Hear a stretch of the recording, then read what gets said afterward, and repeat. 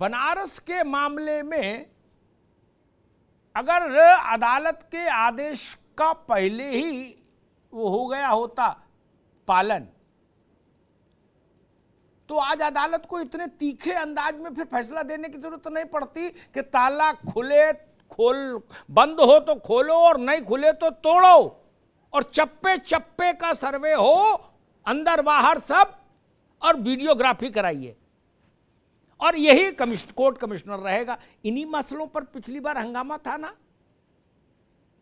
अगर हंगामा नहीं होता तो न्यायालय का मान भी रह जाता, इंतजामिया कमेटी का मान भी रह जाता नहीं, और सद्भाव भी बना रहता। मोइन पठान साहब जी, मोहतरम अमिताभ वाजपेयी जी, अग्निहोत्री साहब, मैं आपसे मुखातिब हूँ जी। 1991 में स्पेशल वर्शिप एक्ट जो आया है, उसमें केवल बाबरी मस्जिद और राम जन्मभूमि का जो मामला अदालत में चल रहा था, उसके अतिरिक्त तमाम ही हिंदुस्तान के पूजा स्थलों के बारे में जो 1947 से पहले की स्थिति थी, वही स्थिति रहेगी। कोई भी पूजा स्थल दूसरे पूजा धर्म के पूजा स्थल में बदला नहीं जाएगा। 1991 में स्पेशल वर्शिप एक्ट ने ये तय कर दिया। अब एक बात मैं आपके माध्यम से तमाम हिंदुस्तान से कहना चाहूंगा, उस हिंदुस्तान को कहना चाहूंगा जिस हिंदुस्तान के लिए हम कहते हैं सारे जहां से अच्छा हिंदुस्तान हमारा।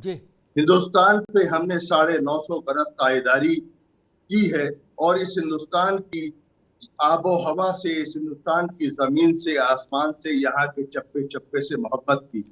और जाहिर सी बात है, अंग्रेजों को हम हिंदुस्तानियों का सबसे बड़ा दुश्मन मानते हैं, इंडिविजुअली हम मुसलमानों का सबसे बड़ा दुश्मन मानते हैं।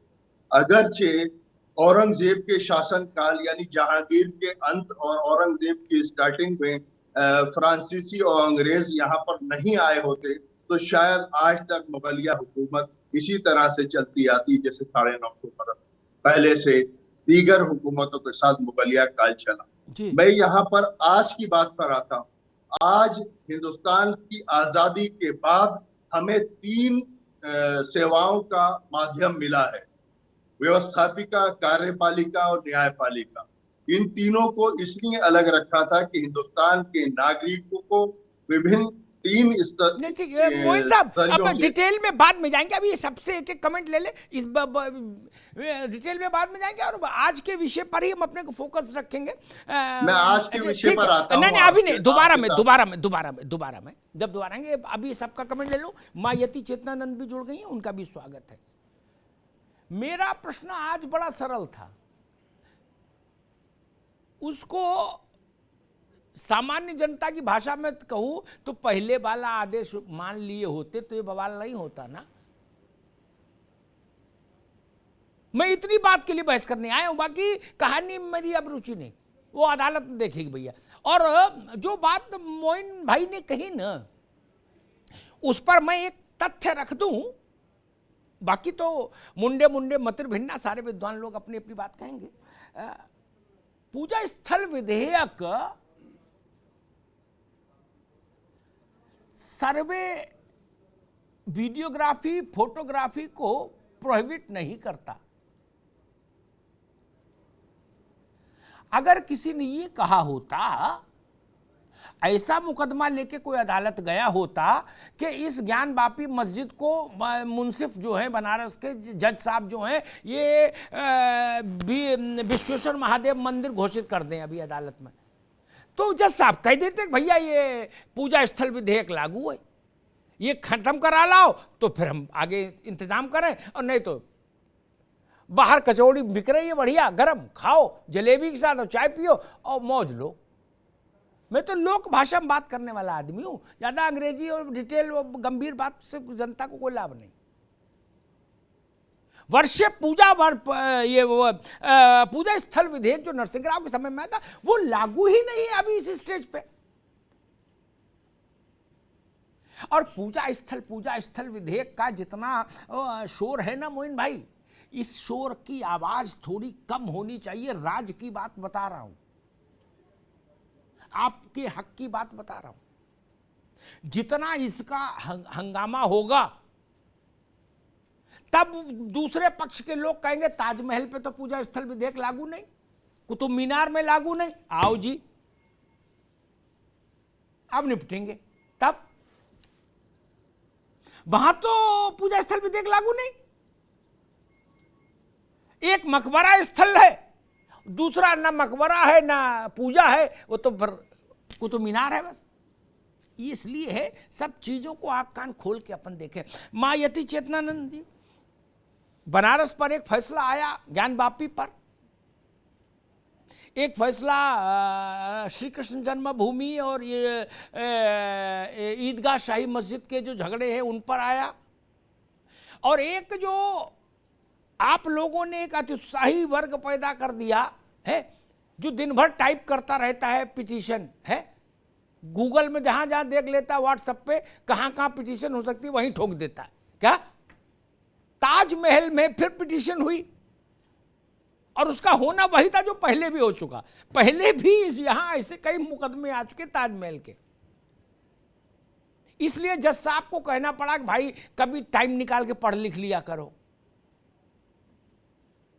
क्योंकि आजकल पढ़ने लिखने की समस्या तो बहुत भारी हो गई है। चेतनानंद जी,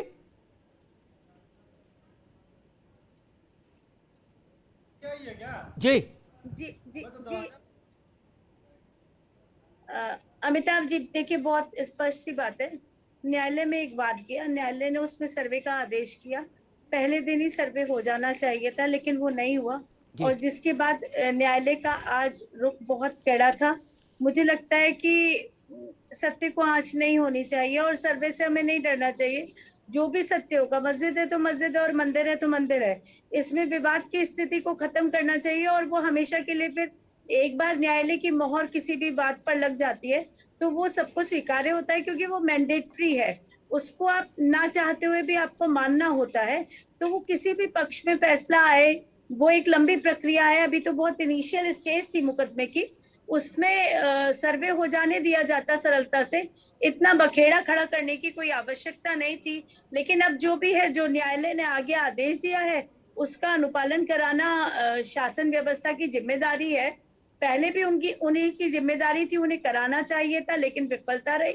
आगे प्रशासनिक तंत्र को भी आदेशित किया गया है, इस आदेश में डीएम को नियुक्त किया गया है कि वो सर्वे में शामिल रहेंगे, और एसएसपी को भी आदेशित किया गया। तो मुझे लगता है कि सर्वे हो जाएगा, जो भी सत्य है वो सामने आएगा। और कहीं भी ये दावा नहीं किया जा रहा कि हम ज्ञानवापी को तोड़ के मंदिर बनाने जा रहे हैं। दावा मात्र इतना है कि श्रृंगार गौरी का मंदिर है, हमें पूजा का अधिकार प्राप्त था। एक दिन के लिए नहीं, हमें 365 दिन के लिए पूजा करने का अधिकार दिया जाए। ठीक। अच्छा, एक सवाल में आप मोइन भाई आएंगे आपके पास, एक बार बाकी मित्रों को भी ले आऊं। एक छोटा सा सप्लीमेंट्री मेरे दिमाग में आया यतीमा। अब जो आप लोगों ने एक उत्साही वर्ग भारत में पैदा किया है, जिसको कहा कि बेटा सुबह मुंह हाथ धो के बैठो और तुरंत पिटीशन टाइप करना शुरू कर दो, गूगल में फोटो देखो, जहां जो मिले उसी खिलाफ पिटीशन ठोंक दो, है बाद में होगा देखा जाएगा। कम ताजमहल वाले मामले से कुछ अब ऐसा सबक आप लोग सब लोग भी लेंगे नहीं, कि लाल किला हो, ताजमहल हो, कुतुब मीनार हो, कोई हो, बोले जी यहाँ मुकदमा ठोको। अब जज कह रहे कि भाई आप पढ़ो लिखो, व्हाट्सएप से चलाओगे क्या अदालत? नहीं अमिताभ जी, वो मूर्खता है। देखिए, जब तक तथ्य ना हो, जब तक प्रॉपर एविडेंस ना हो, सिविल सूट तो कम से कम नहीं फाइल हो सकता, और क्रिमिनल सूट्स की तो अपनी प्रोसीडिंग अलग ही है। तो मुझे लगता है कि ये बहुत बड़ी मूर्खता है। जब तक आपकी प्रिपरेशन नहीं है, आप न्यायालय में का वक्त जाया कर रहे हैं। न्यायालय को अधिकार है कि वो आपको दंडित कर सकती है, इसमें कॉस्ट भी कर सकती है। और न्यायालय को ये भी अधिकार, हम अपने वाद को कमजोर करके बिना एविडेंस के, बिना सबूतों के जब हम जाते हैं, ये तो बात ये नहीं होना चाहिए। अच्छी कही। देखिए माँ यति चेतनानंद, ये बात अच्छी कही। ताजमहल पे एक छोटी सी टिप्पणी करके अब मैं राजनीतिक लोगों के पास चलूंगा। के मोहम्मद, शायद आप लोगों को याद नाम स्मरण में हो, भारत के बहुत प्रसिद्ध प्रतिष्ठित पुरातत्वविद, जो भारत की पुरातत्व की जो सरकारी संस्था है उसके बड़े पदाधिकारी रहे, पद्मश्री से सम्मानित भी किया गया। अयोध्या में जब खुदाई हुई थी उसमें भी वो शामिल रहे थे, के मोहम्मद।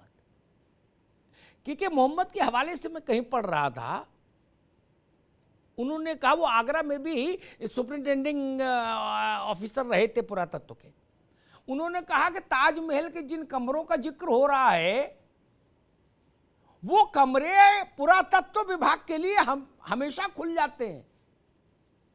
ऐसा नहीं कि मैं 15-20 किलो का ताला लगा दिया, जो चाबी औरंगजेब ले गया, ऐसा भी नहीं। बोले जनता के लिए नहीं खुले हैं, तो उन्होंने कहा कि जनता के लिए खुलने भी क्यों चाहिए। ये सच भी याद रखना चाहिए। मैं वही कह रहा हूं, सुबह उठे, नहाए धोए भी नहीं, मुंह भी नहीं धोया पूरा, आंखें मली और पिटीशन टाइप, ये भी नहीं करो भारत में। और भी गम है जमाने में मोहब्बत के सिवा। अभिषेक वाजपेयी जी, ज्ञानवापी राष्ट्रव्यापी मुद्दा बनेगा, ऐसा मेरी ही राजनीतिक समझ कहती है। मैंने इसी स्टेज पर अयोध्या को देखा, खड़ामा ठुमक चलता रामचंद्र बाजत पैजनिया। क्या 1950 में फैजाबाद की डिस्ट्रिक्ट कोर्ट ने सर्वे का आदेश दिया था और अयोध्या में, और उसके नक्शा बनाने का। काखागा वही है, ज्ञान तक पहुंचने की बात अलग। वाजपेयी जी, आपको, आपकी पार्टी को क्या लग रहा है कि ये मुद्दा आगे जाएगा और राजनीतिक पटल पर एक बड़ा आकार लेगा?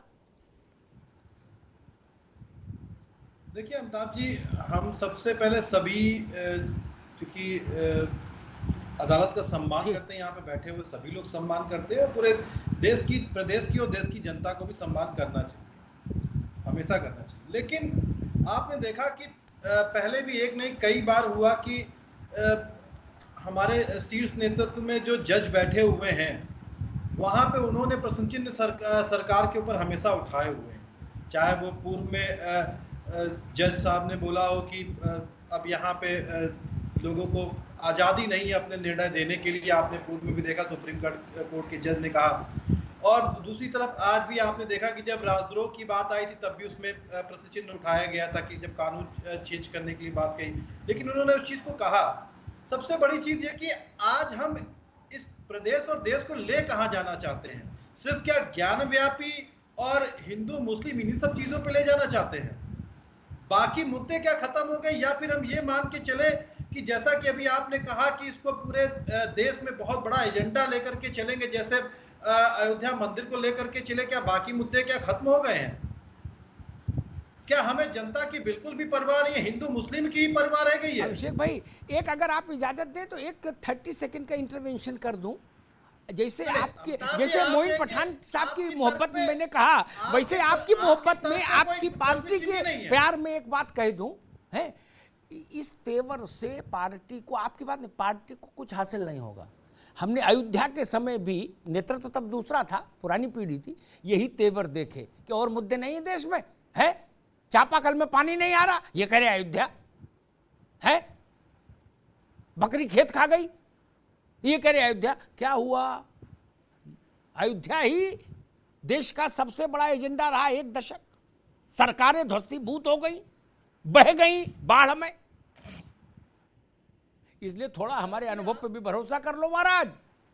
नहीं, आप उसी बात को ही बोल रहे हैं। मैं मेरे अनुभव पे भरोसा करिए। ये कहिए काशी मथुरा और अयोध्या ताजमहल और कुतुब मीनार नहीं है, वो चकल्लस के विषय है। ताजमहल कुतुब मीनार, काशी मथुरा अयोध्या चकल्लस के विषय नहीं।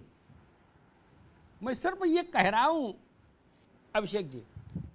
नहीं अमिताभ जी, मैंने इसीलिए आपकी बात को बिल्कुल सम्मानजनक, मैंने उस बात को मानता हूं, लेकिन हमें इस बात को भी समझना चाहिए, क्या सिर्फ हम हमेशा, जैसे भारतीय जनता पार्टी ने एक धर्म के नाम पे पेटेंट करा के बैठे हुए हैं कि हम हिंदू धर्म लेकर के चलेंगे, हम दूसरे धर्मों को नहीं देखेंगे, लेकिन क्या क्या उन सब धर्मों के बच्चों को, लोगों को नौकरी मिल रही है कि नहीं मिल रही है? ठीक। माँ बहनों की अस्मत जो तार तार हो रही है, चाहे वो किसी भी पार्टी के लोग हो या किसी भी पार्टी के लोगों से जुड़े हुए व्यक्ति हो, वो मान सम्मान तार तार कर रहे हैं, उनके ऊपर कार्रवाई कब होगी? हम जो महंगाई से निजात कब पाएंगे? लोग आज 2 वक्त की रोटी नहीं खा पा रहे, इन सब चीजों को हम कब देखेंगे? ठीक ठीक है, हम अभिषेक जी, युवा हैं, हम मैं नहीं बीजेपी सोचेंगे को तो भी कौन बहस में सोचेगा? ले आऊं, बीजेपी को भी बहस में ले आऊं।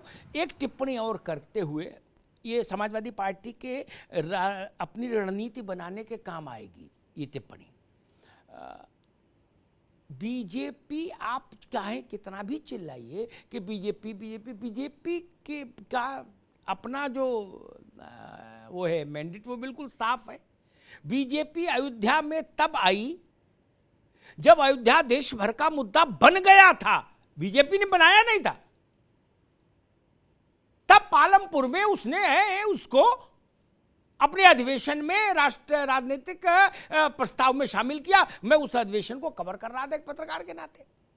ठीक, ज्ञान वापी में बीजेपी, अभी कौशलकांत कहेंगे हमसे कि हमसे क्या लेना देना भाई, हमें मुकदमा लड़ रहा है नहीं ना। जब ज्ञान व्यापी राष्ट्रव्यापी हो जाएगा तो बीजेपी उसको मुद्दे को थर्मस में, फ्लास्क में डाल कर देखेगी कि इसकी तासीर क्या है, और तासीर ठीक है तो बीजेपी मैदान में। यही समझने में अयोध्या के समय भारत के बाकी दल चूक गए। कांग्रेस वगैरह के नेता कहा करते थे नहीं चलेगा नहीं, चलेगा नहीं अग्निहोत्री जी है क्या। लेकिन हमको भी भारत के मन की समझ है थोड़ी सी।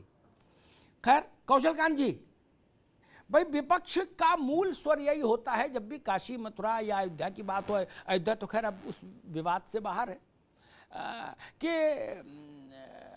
भूख, भय, अशिक्षा, सड़क, बिजली, पानी, अपराध, ये सब मुद्दे छोड़ के काशी की बात क्यों हो रही है, मथुरा की बात क्यों हो रही है, और विपक्ष कहता है कि बीजेपी ही उन सब के पीछे खड़ी होती है कि हाँ भाई वीर तुम बढ़े चलो, धीर तुम बढ़े चलो। कौशलकांत जी। तो मैं आपकी सारी बातों से सहमत होता हूं जी, लेकिन जो आपने ये कहा कि बीजेपी काशी विश्वनाथ के मुद्दे को भांपेगी, जांचेगी, तब आएगी, मैं आपको बता देता हूं जी, कि भारतीय जनता पार्टी हिंदुत्व का कोई भी मुद्दा हो वो उसका मुद्दा है। जी, जो राष्ट्रीयता, नेशनलिज्म का कोई मुद्दा हो वो उसका मुद्दा है।